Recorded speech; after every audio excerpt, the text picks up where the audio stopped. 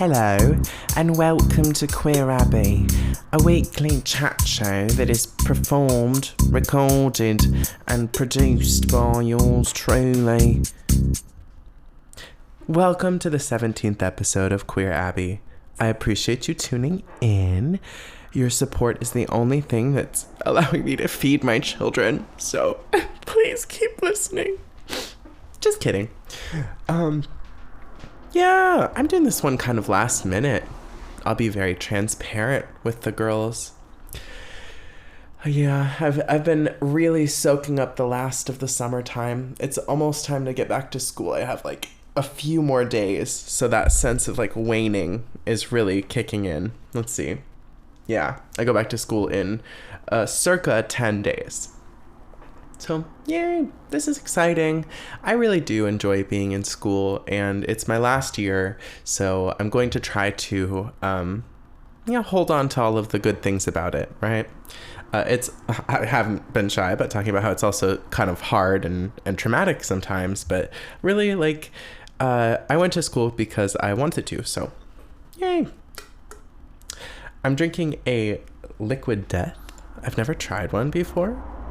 The packaging, is supposed to be cool, and I understand that, and I'm like, okay, yeah, it's like cool looking, but I feel like it's not for the girls. It's for straight people.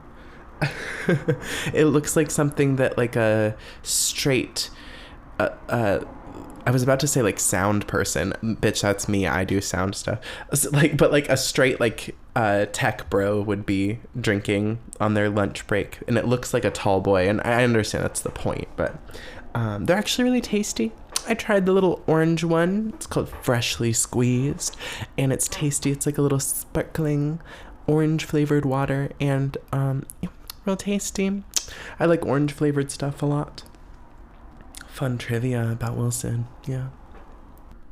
So I wrote a song that I really like the other day, and I did post it on my Instagram, so if you really cared, you could, if you even care, you could go listen to it on my Instagram. Yeah, I called it Inside, and I just kind of, moving the table around, calm down, bitch.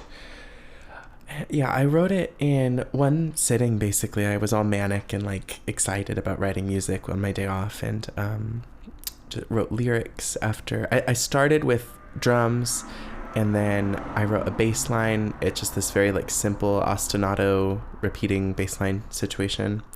Actually, that's a good learning moment. An ostinato, ostinato, is a repeating lick or bass line usually, and it just repeats over and over again, and then usually there's harmonic changes around it, if that makes sense. So let's say the bass, the song My Girl from The Temptations, you know how it goes bum bum bum bum bum bum bum bum bum, almost the entire song. Or there's lots of Motown songs and such that have that kind of feature. But it really, your brain is yeah, let's bob along to that, because it gives your body something to kind of latch onto, that repeating bass line. And it can be referred to as an ostinato. That's one of the things that they teach you in music theory.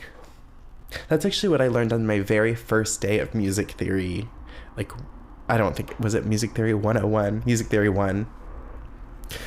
Yeah, that was such a hard class to get into, but eventually it's something that it's conceptual. So once you know it, it's, a snapshot of knowledge that you can apply to a lot of different things. I love it. I think that finding a balance between making music from a completely intuitive place and making music from a completely logical, and forward-thinking place is really important if you want to make music that people enjoy. And you don't have to make music that people enjoy. That's not the point all the time. I mean, there's people like Yoko Ono. I don't think the point is that for you to love it. It's an expression, right? And that's what music is an expression. However, some expressions are meant to be beautiful. right? And it's very subjective, but that's the noble goal of art sometimes, is to be beautiful and appealing to people, and sometimes the opposite. Sometimes it's meant to make you mad or sad. What does this podcast make you feel? Does it make you feel horny, baby? I watched Halloweentown. It's something I must do at least once every business quarter to stay alive. It revitalizes and rejuvenates my spiritual essences. If you haven't seen Halloweentown, I would urge you to go buy the standard definition version.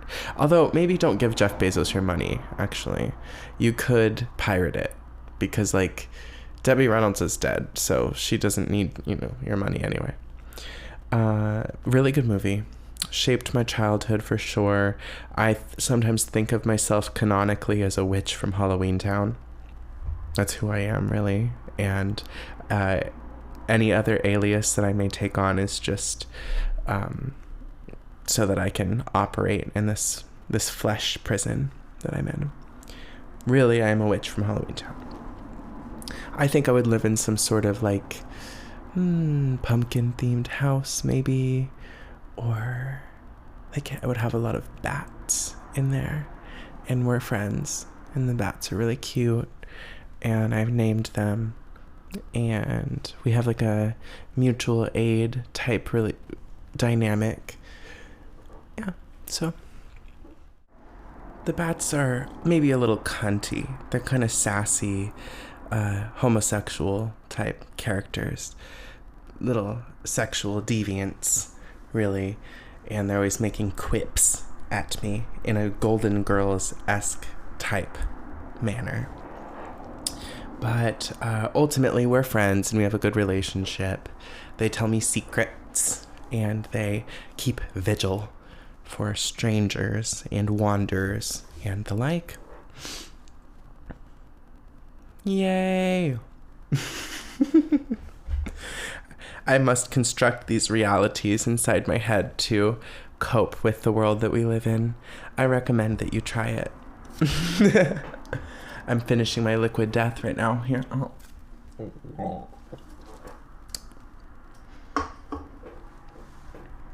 ASMR. I have a 116-day streak on Duolingo, and I'm starting to become addicted to it. Like, I think instead of smoking cigarettes now, I do Duolingo. That's my new cigarette smoking. And sometimes I can't stop. It's like kind of compulsive because it ranks you with people and you move up in these tiers, and if you get more points than the people that are in your bracket, then you move up to the next one. And for the last 3 weeks I've been obsessively making sure that I'm number one in the Duolingo bracket that I'm in, and now it's getting really hard and demanding, and I'm I can't keep doing this to myself. Because it's me, nobody's telling me to do this, and I'm really not getting anything from it except for the dopamine. So I am getting something from it. I'm getting the satisfaction of being the best Duolingo learner around, but it's replacing the actual purpose of learning Spanish. And so I've been doing occasionally also little music review lessons on there. They have cute little music theory stuff, and also I've done a few lessons of Irish, which has been interesting because Irish is an endangered language.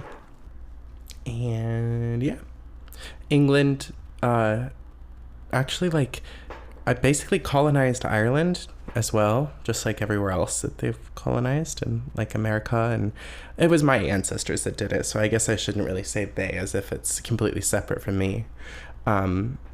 As far as I know, I'm directly related to these kinds of people, so great. Maybe that's why bad things happen to me all the time. I'm just serving my generational karma. I like to wear that though as a badge of honor. I think I'm doing a good job of it.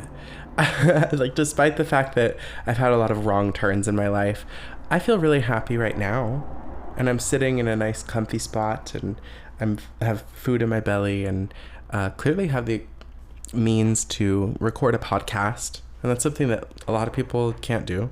So that's lit. My God, we're doing really good with the cards that we're dealt in life. That's the theme for this episode.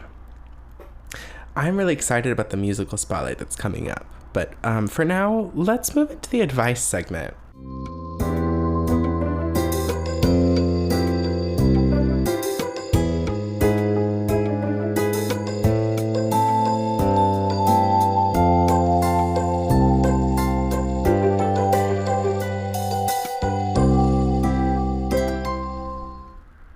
Alrighty, let's get into a little bit of advice time for this episode. The first prompt is from an anonymous caller, and they asked Queer Abbey, what is the move? I've got $50 and me and my roommate are trying to do something interesting in Portland. Okay, work. So you're a Portland local. Go to karaoke. That's what I would do. $50 for 2 people. I don't know if you drink or not, but that should be enough. Even if you had to pay a cover of like $10, that's $20, and you have $30 to work with. And assuming that you're tipping your bartender or your server or whatever, let's say you're just getting food. Yeah, you've got the resources, the manpower. So go to Suki's if you are near in like the southwest area. That's a lovely place. Or you could go to Not the Cheerful Tortoise. That's a shitty college bar and the owner is a bad person. What other fun bars are there that do karaoke? Scandals, I think, is a gay bar that's more in the Pearl District, and they do karaoke there. I know Dante's is like a kind of like metal goth kind of bar. They're like have like a bigger stage. That's like a venue actually, and that's kind of a nice one. And it's in the heart of downtown at the Pearl District too. And they have karaoke on Mondays, I believe. So those are a few places that you could go. Dante's might be more expensive, so I might stick to one of the other places I just said. I know Scandals is a good place to check out. I went to Badlands. That was a really fun place. It's like a little gay club that opened up somewhat recently, I think, in Portland. And I don't think they do karaoke, but if you're a little zesty, maybe you go check it out there and go do some dancing at the little gay club. You might have to pay a cover, but you could always get a couple little drinkies with your roommate and maybe discover each other's bodies a little bit. Yeah. Well, hope that helps. Moving on to the next question.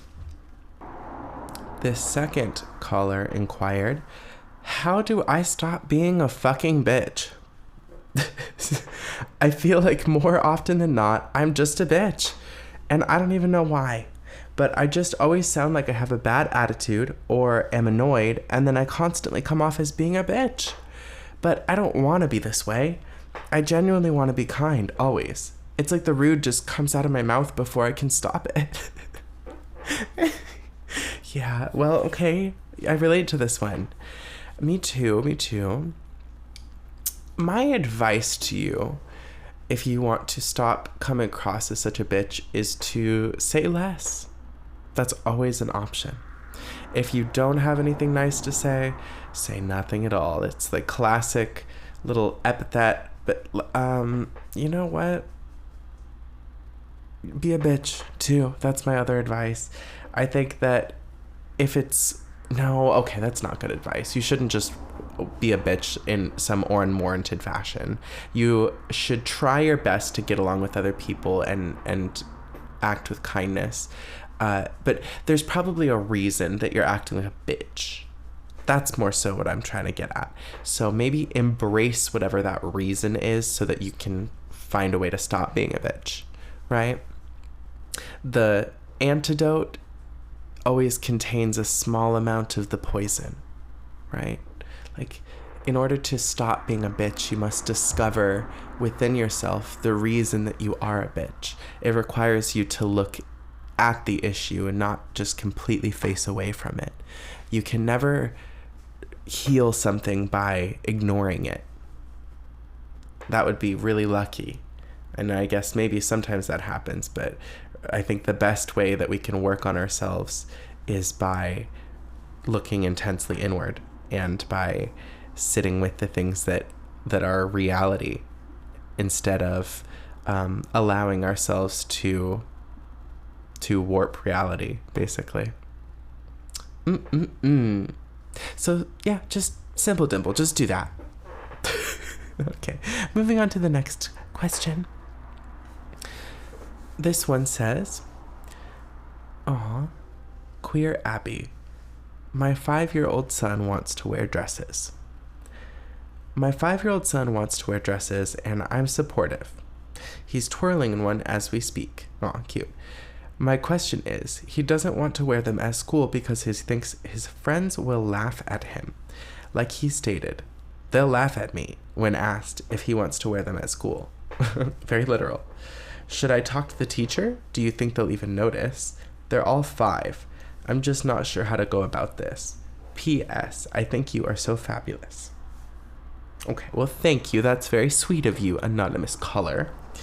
And I'm so reticent every time somebody asks me about advice for like parenting, because I am not a parent and I honestly don't know or understand the stress that it puts upon you when you have to like take care of a child and make good decisions on the behalf of another human being. Good on you for embracing this genderqueer little child.